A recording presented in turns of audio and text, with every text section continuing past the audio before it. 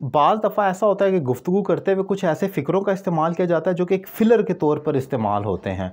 ये गुफ्तगू का आगाज़ ही ऐसे किया जाता है, जैसे जहाँ तक कि फ़लानी बात का ताल्लुक़ है, जहाँ तक मैं जानता हूँ, जहाँ तक मैंने देखा है।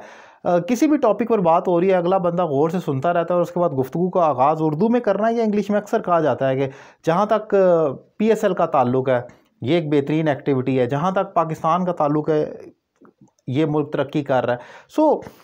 ये एक स्ट्रक्चर होता है जो हम गुफ्तगू में इस्तेमाल करते हैं। इसको इंग्लिश में कहते हैं एज़ फार एज़, और फिर कंसर्न्ड का लफ्ज़ इस्तेमाल होता है। कंसर्न्ड यानी कि थर्ड फॉर्म ऑफ वर्ब।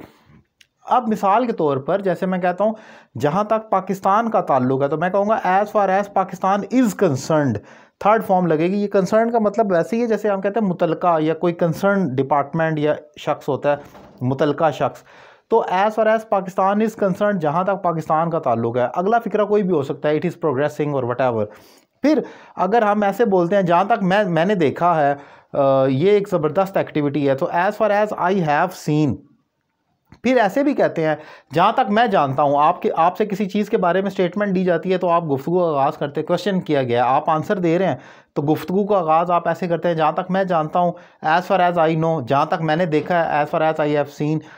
और इसी तरीके से जहाँ तक अली का ताल्लुक है, as far as Ali is concern. तो ये इज़ कंसर्न का एक स्ट्रक्चर स्पेसिफिकली इस्तेमाल किया जाता है जब आपने गुफ्तगू को आगाज़ करना हो या ऐसा कहना हो जहाँ तक फ़लानी चीज़ का ताल्लुक है या जहाँ तक मैंने देखा है। सो ये इंपॉर्टेंट एक स्ट्रक्चर मैंने डिफ़ाइन किया है।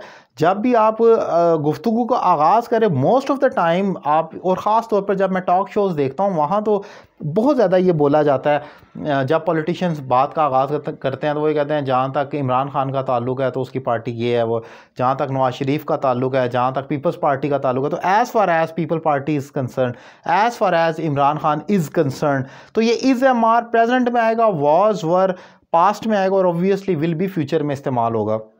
इंपॉर्टेंट स्ट्रक्चर है, सारा दिन हमारी रूटीन में चलता है। मैं कोशिश करता हूँ, हंट करता रहता हूँ कि कौन से इंपॉर्टेंट स्ट्रक्चर सारा दिन लोग बोल रहे हैं, उन्हीं को स्टूडेंट्स को डिफ़ाइन किया जाए और वो आप अपनी स्पीकिंग और राइटिंग में इस्तेमाल कर सकें।